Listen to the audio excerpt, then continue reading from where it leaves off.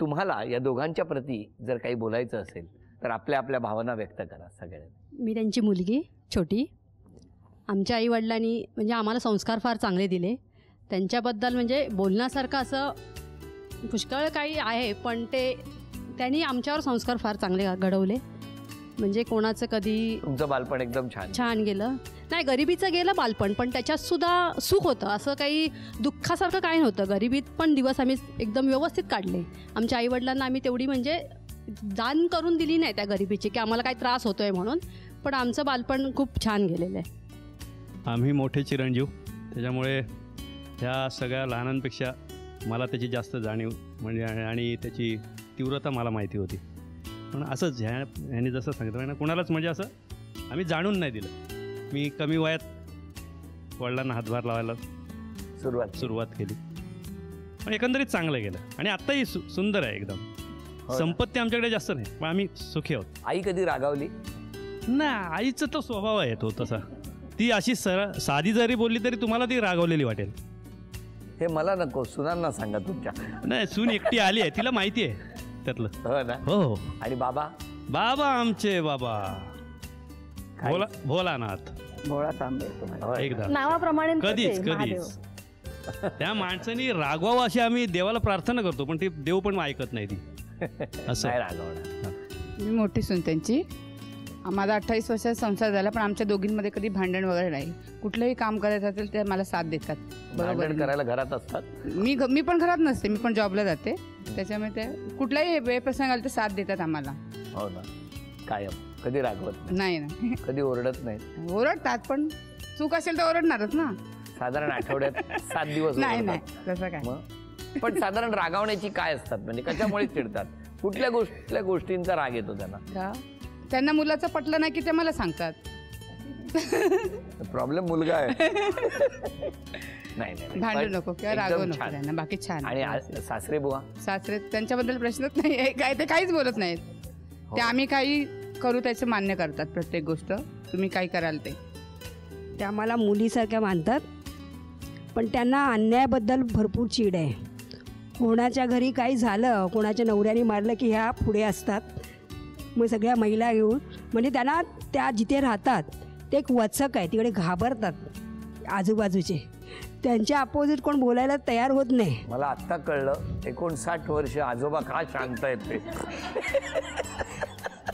पण तो त्यांचा स्वभाव आहे आणि तो स्वभाव असा आहे, अन्यायाविरुद्ध चीड आहे त्यांना. हे एक चांगलं, त्यामुळे आमचं जास्त जमतं आहे.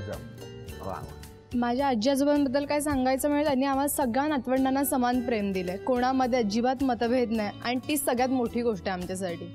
आणि ती किती पण ओरडली, किती काय केलं तरी सगळ्यांना तीच हवी असते. मला विचारायचंय, आई बाबा आणि आजी याच्यात जास्त भीती कोणाची वाटते? आजी. नाही, पण भीती जेवढी आहे तेवढंच ती लाड पण करते. आदरयुक्त भीती. असं म्हणतो मी. ओके. त्या माझ्या मैत्रिणी आहेत. जशी आमची संगत झाल्यापासून 32 वर्ष झाली एक ठिकाणी आम्ही आहोत. याच्यामध्ये आमचं कधी वातावरण नाही.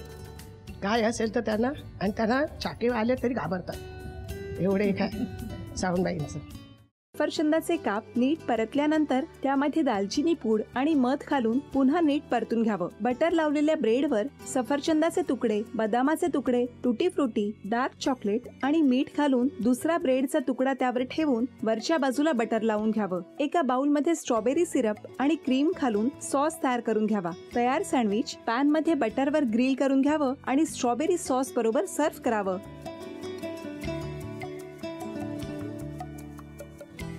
हे जेव्हा बोलत होते तेव्हा मी बघत होतो की या दोघांनी स्वतःचा संसार उभा केलाच, पण स्वतःच्या संसाराबरोबर अनेकांच्या आयुष्यात आनंद निर्माण केला.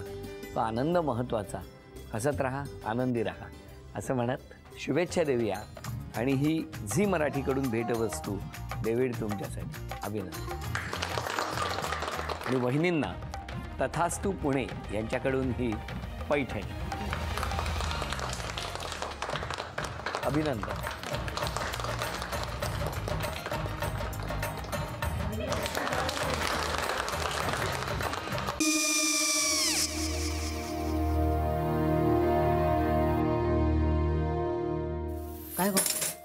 काय झालं? काय झालं काय? आले, मी निकाल लावून आली. हो, पण तिची आईच काय बोलली?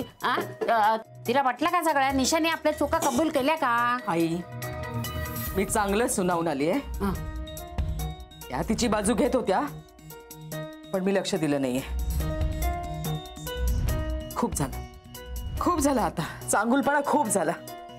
मऊ दिसलं ना की कोपऱ्याने खणतात ना माणसं, ते असं. अगो, पण आईच म्हणली काय तिची? पटला काय तिका? मला माहिती. आई, मी तुम्हाला नंतर फोन करते. हो. आणि आई बाबा जे बोलले त्याचं वाईट नका वाटून घेऊ. सॉरी. सॉरी काय त्या?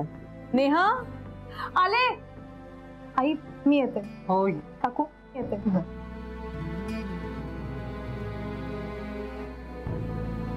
सावकाश जाग. हो हो. मग काय काकू, कधी उडवता लग्नाचा बार? बघूया.